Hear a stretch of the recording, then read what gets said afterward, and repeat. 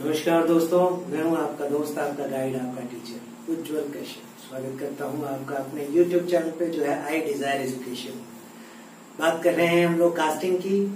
काफी detail discussion कर चुके हैं हम लोग एक्सपेंडेबल मोल्ड्स के बेसिस पे जिन प्रोसेसेस को हमने क्लासिफाई किया था उनके बारे में बात कर चुके हैं हम। इन्वेस्टमेंट कास्टिंग की, सेल मोल्डिंग की, CO2 मोल्डिंग की और फुल मोल्डिंग की और प्लास्टर मोल्डिंग की।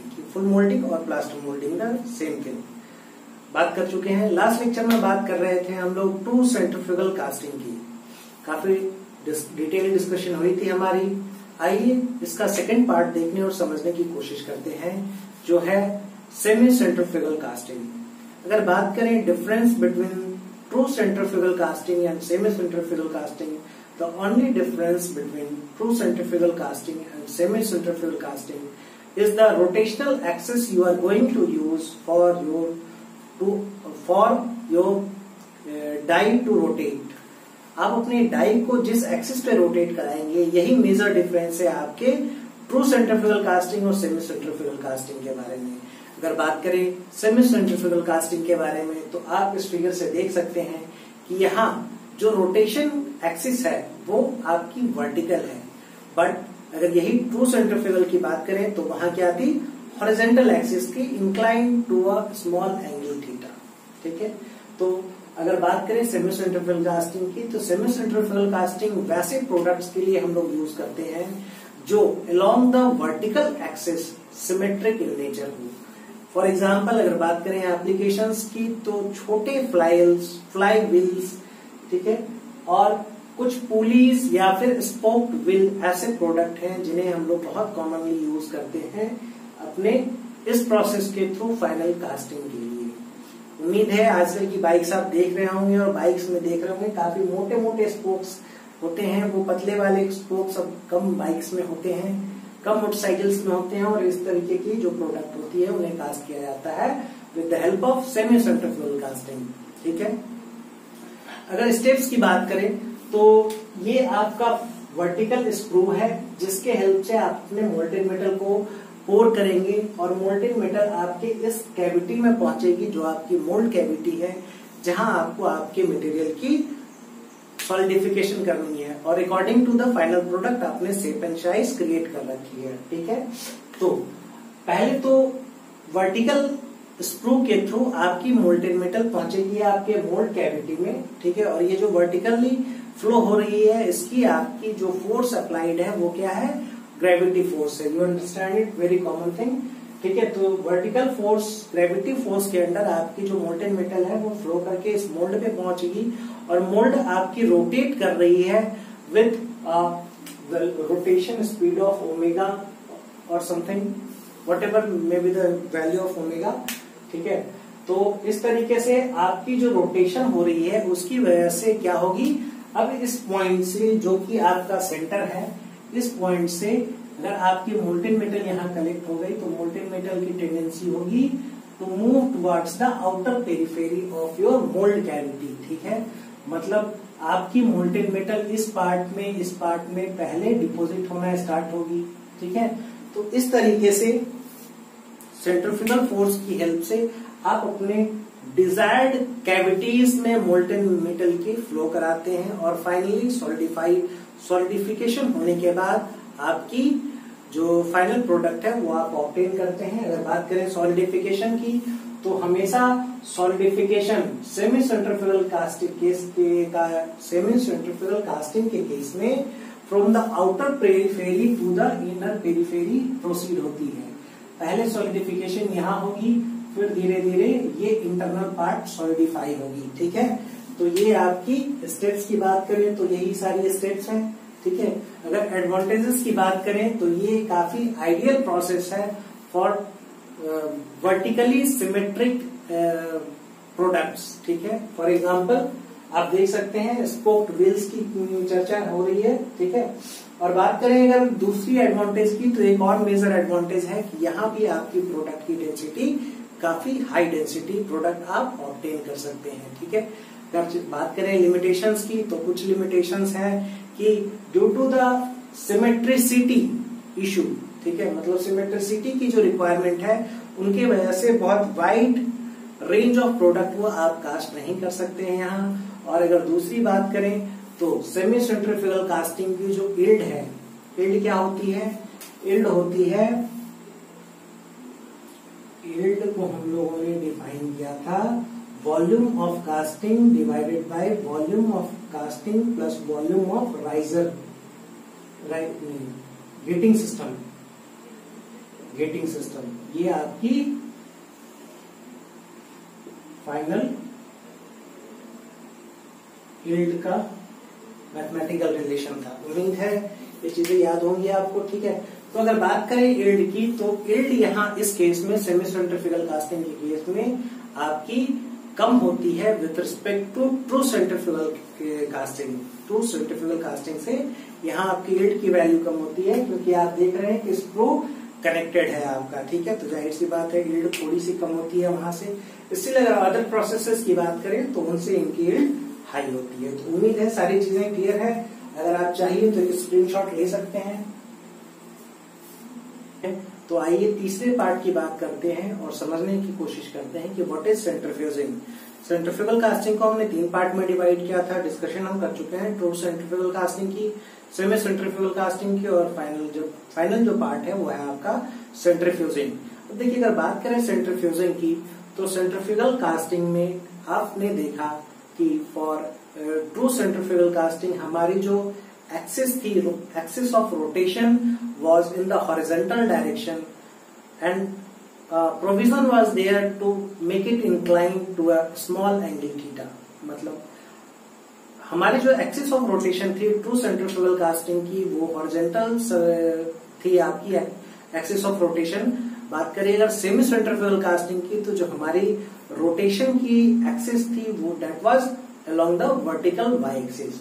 और बात करें अगर centrifuging third part of centrifugal casting, तो यहाँ भी हमारी जो एक्सिस ऑफ रोटेशन है वो वर्टिकल एक्सिस ऑफ रोटेशन है। ये एक टॉप व्यू आपको दिखाने की कोशिश की गई है और ये आपको उसी सेटअप की फ्रंट व्यू दिखाने की कोशिश की गई है। अब देखिए अगर बात करें सेंट्रीफ्यूजिंग की, तो बेसिकली सेंट्रीफ्यूजिंग एक प्रोसेस है जहां vertical passage for flowing the molten metal से कनेक्ट करते हैं आप एक हॉरिजॉन्टल पैसेज को, जो कि आपका रनर है, और उससे आप कनेक्ट करते हैं अपने फाइनल डिफरेंट प्रोडक्ट को। तो बात करें अगर सेंट्रीफ्यूजिंग की, तो सेंट्रीफ्यूजिंग जो third type of centrifugal casting है, यहाँ आप मल्टीपल प्रोडक्ट्स को कास्ट कर सकते हैं एक बार में। और बात करें ट्रू और सेमी सेंट्रीफ्यूगल कास्टिंग की, तो वहां सिर्फ एक प्रोडक्ट आप कास्ट कर पा रहे थे इन वन टर्न। बट अगर बात करें सेमी सेंट्रीफ्यूजिंग की, तो यहाँ मल्टीपल प्रोडक्ट्स को एक बार में ही कास्ट किया जा सकता है। ये देखिए इस फिगर में आपको ये मोल्ड कैविटी दिखाने की कोशिश की जा रही है। ये जो पैसेज है ये आपका रनर है, और ये जो मिडिल सर्कुलर पार्ट है ये आपका स्क्रू को रिप्रेजेंट कर रहा है। मतलब अगर इस पार्ट में समझने की कोशिश करेगा, फ्रंट व्यू में समझने की कोशिश करें, तो ये जो मिडिल सेक्शन है, मिडिल सर्कुलर सेंटर लाइन आपको दिख रही है, ये आपका सेंटर लाइन है फॉर द स्क्रू पार्ट। और ये जो सेकेंड सेंटर लाइन आपको दिख रही है, ये आपके प्रोडक्ट का सेंटर लाइन दिख रहा है, ठीक है। मतलब अगर बात करें तो इनिशियली आप सेटअप इस तरीके से क्रिएट करते हैं कि आप अपने सेंट्रल स्क्रू सिस्टम से डिफरेंट प्रोडक्ट्स को प्लेस करते हैं। जैसे अगर बात करें तो आपकी ये पहली प्रोडक्ट हो गई, ये दूसरी हो गई, ये तीसरी, और this one is the fourth one. मतलब आप यहाँ कास्ट करने की कोशिश कर रहे हैं 4 प्रोडक्ट को इन सिंगल अटेम्प्ट, ठीक है। एक ही बार में आप 4 प्रोडक्ट को कास्ट करने की कोशिश कर रहे हैं। 4 प्रोडक्ट को आपने प्लेस कर दिया, और वर्टिकल जो स्क्रू है जिसमें आप मोल्टेन मेटल को पोर करेंगे, उस स्क्रू की कनेक्शन आपने कर दी इस प्रोडक्ट के मोल्ड कैविटी से with the horizontal passage of runner. आपको याद होगा जब हम गेटिंग सिस्टम की पढ़ाई कर रहे थे, गेटिंग सिस्टम को समझने की कोशिश कर रहे थे, वहां जो हॉरिजॉन्टल पैसेज हमने यूज किया था अपने मोल्ड कैविटी को कनेक्ट करने के लिए with our screw that was called as runner, ठीक है। उसी रनर की बात यहाँ भी हो रही है। ये जो रनर है यहाँ ये हॉरिजॉन्टल पैसेज प्रोवाइड कर रहा है for molten metal to flow from the screw to mould cavity. ठीक है, तो ये आपकी पूरी की पूरी सेटअप हो गई। अगर बात करें एप्लीकेशंस की, तो एप्लीकेशन इस प्रोसेस को बहुत कॉमनली यूज किया जाता है for making patterns of investment casting process. ठीक है, आप पूछ सकते हैं कि इन्हें वैक्स के पैटर्न बनाने के लिए क्यों यूज करते हैं आप, जबकि इतनी अच्छी प्रोसेस है। तो हाँ, प्रोसेस अच्छी है बट इनकी कुछ लिमिटेशंस है। ठीक है, अगर बात करें प्रोसेस की, तो पहले प्रोसेस समझ लीजिए। पहले प्रोसेस में बात करें तो आप इस तरीके से फर्स्ट स्टेप में सेटअप क्रिएट करते हैं। सेकंड स्टेप में आप अपने स्प्रू कैविटी में मोल्टेन मेटल को पोर करते हैं, जहां आपकी मोल्टेन मेटल फ्लो करती है under the effect of gravity. ठीक है, जब आपकी मोल्टेन मेटल इस हाइट पे पहुंच जाती है, मतलब अपर टू लोअर हाइट पे, आपकी स्प्रू की हाइट जितनी है उतनी हाइट पे अगर टॉप से बॉटम पे पॉइंट 1 से 2 पर आपकी पहुंच गई, तो 2 के पोजीशन पे आपकी कनेक्टेड है runner with different mould cavity. ठीक है, तो यहां पहुंचने के बाद पॉइंट 2 पे पहुंचने के बाद आपकी मोल्टेन मेटल जो है वो फिल करना स्टार्ट करती है in horizontally placed mould cavities को under the effect of centrifugal force which is generated due to the rotation, देखिए ये रोटेशन दिख रहा है आपको। ठीक है, तो due to the rotation of this complete setup आप ऑब्टेन करते हैं एक सेंट्रीफ्यूगल फोर्स, जिससे आपकी जो मोल्टेन मेटल है वो इस स्क्रू से फिर इन कैविटीज को कंप्लीटली फिल करती है। ठीक है, तो इस तरीके से आपकी पूरी प्रोसेस कंप्लीट होती है। After the required finishing operation you will achieve your final product of casting. अगर बात करें लिमिटेशंस की, तो इनकी लिमिटेशंस मेजर ये है कि आप यहाँ देख पा रहे हैं इस फिगर में कि आपकी जो स्क्रू की, मतलब पूरे सेटअप की जो सेंटर लाइन है, मतलब एक्सिस ऑफ रोटेशन जो है आपके पूरे इस सिस्टम की, वो ये है, और आपका जो प्रोडक्ट है उसकी जो सेंटर लाइन है वो क्या है, ये है।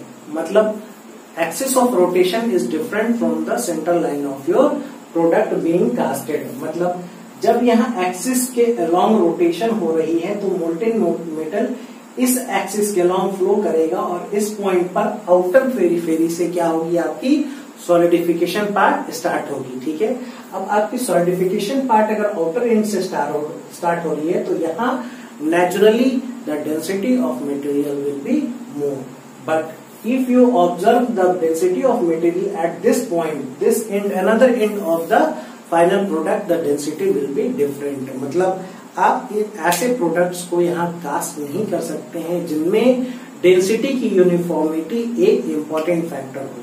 ठीक है, तो ये प्रोसेस हुई है आपकी, ये एक मेजर लिमिटेशन है। दूसरी मेजर लिमिटेशन ये भी है, यहाँ यील्ड थोड़ी काफी कम होती है with respect to semi centrifugal casting and true centrifugal casting due to the presence of this screw and the horizontal passage of runners. तो ये दो लिमिटेशंस है। अगर आप चाहिए तो एक स्क्रीनशॉट ले सकते हैं। नोट्स आप उम्मीद है बना रहे होंगे।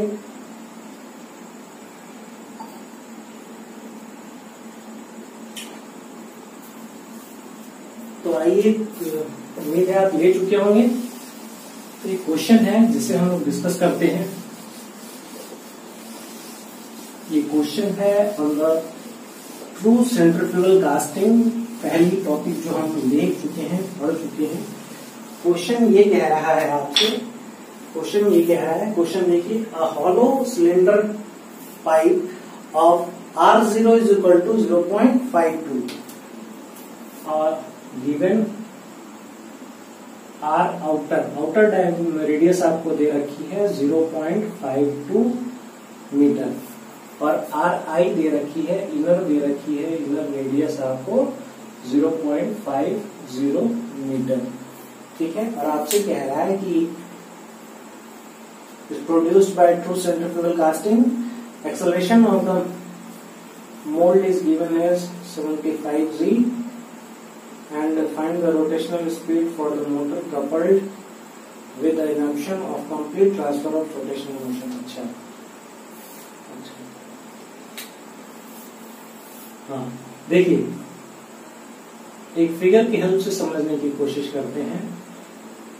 ठीक है, ये हमारी रोटेशन हो रही थी ओमेगा, ठीक है, और यहाँ मोल्टेन मेटल पोर हो रहा था। अब मोल्टेन मेटल में जो ग्रेविटी फोर्स थी वो इस डायरेक्शन में लग रही थी, ठीक है, Fg, और इस डायरेक्शन में हमारी लग रही थी F सेंट्रीफ्यूगल, ठीक है। तो हमने एक मैथमेटिकल कैलकुलेशन की थी, हमने बात की थी Fc को इक्वेट किया था हमने MAC से, और हमने बात की थी कि this will be equal to M omega square R and this will be equal to M into pi DN divided by 60 का होल स्क्वायर इंटू R, इसकी बात की थी, ठीक है।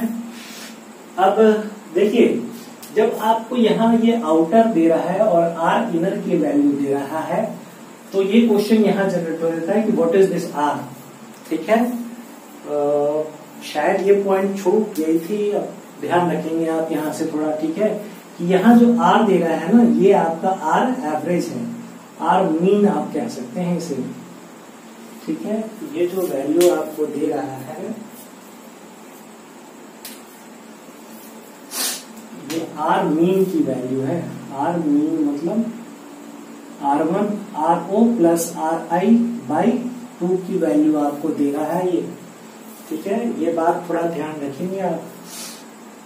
ये आपकी मैथमेटिकल रिलेशन थी जो हम लोग देख चुके हैं वहां पे, ठीक है। तो RI RO इसकी वैल्यू, अगर R मीन की वैल्यू लिखे हम तो 0.52 plus 0.51 divide by 50 divide by 2 will be equal to 0.51 metre, R mean की वैल्यू, ठीक है। और आपसे कह रहा है क्या बताने, एक्सेलरेशन ऑफ द मोल्ड, अच्छा एक्सेलरेशन दे रखा है, AC की वैल्यू, एक्सेलरेशन ऑफ मोल्ड आपको 75 G की वैल्यू दे रखा है, ये गिवन है, ठीक है। और पूछ रहा है find the rotational speed for the mould, ये गिवन है, रोटेशनल स्पीड पूछ रहा है आपसे, ठीक है। तो आपसे पूछ रहा है, आपको तो वैल्यू दे रखी है, इक्वेट कर देंगे, mm कैंसिल आउट हो जाएगा, AC की वैल्यू इक्वेट कर देंगे, AC की वैल्यू क्या आएगी, ओमेगा स्क्वायर R आ जाएगी। आप क्या लिख सकते हैं इसे, पाई DN डिवाइड बाय 60 का whole square into R mean लिख सकते हैं आप, यहाँ पे RM लिख लीजिए, ठीक है। तो इसकी वैल्यू आपको आ जाएगी, क्या आएगी, वैल्यू आ जाएगी, ब्रेक कीजिए इसको, 75 G will be equal to pi D by 60 का whole square M square into R mean, ठीक है। N square will be equal to 75 into 9.81 into divide by R mean की वैल्यू डिनोमिनेटर आएगी 0.51। Unit का ध्यान रखेंगे आप, मीटर पर सेकंड स्क्वायर में लिख रहे हैं G की वैल्यू, तो आप R मीन की वैल्यू भी मीटर में ही प्लेस करेंगे, ठीक है, इंटू आप पुट करेंगे यहाँ 60 डिवाइड बाई पाई D का होल स्क्वायर, मतलब आप लिख सकते हैं N will be equal to root under, अब इसकी वैल्यू कितनी होगी ये आप कैलकुलेट कर लेंगे, 75 इंटू 9.81 डिवाइड बाय 0.51 इंटू ये स्क्वायर है तो ये तो बाहर ऐसे आ जाएगा, ID ये आ गई। इसकी वैल्यू N की वैल्यू आप कैलकुलेट कर लेंगे, जो वैल्यू आएगी ये आएगी RPM में, रिवॉल्यूशन पर मिनट में, और ये होगी आपकी फाइनल रिजल्ट। उम्मीद है ये पॉइंट क्लियर है आपको। इफ यू विश आप स्क्रीनशॉट ले सकते हैं, और उम्मीद है चीजें आपको क्लियर हो रही हैं। अगर कोई परेशानी हो तो don't hesitate to mail me और to write in the comment box. अगर आपको कोई परेशानी हो रही है तो हेजिटेट ना करें, कमेंट बॉक्स में लिखने में या फिर मुझे मेल करने में। I will try my best to solve your problems. उम्मीद है सारी चीजें समझ आ रही है। अगर चीजें पसंद समझ आ रही है तो कृपया लाइक करें, शेयर करें, सब्सक्राइब करें। Thank you. जय हिंद।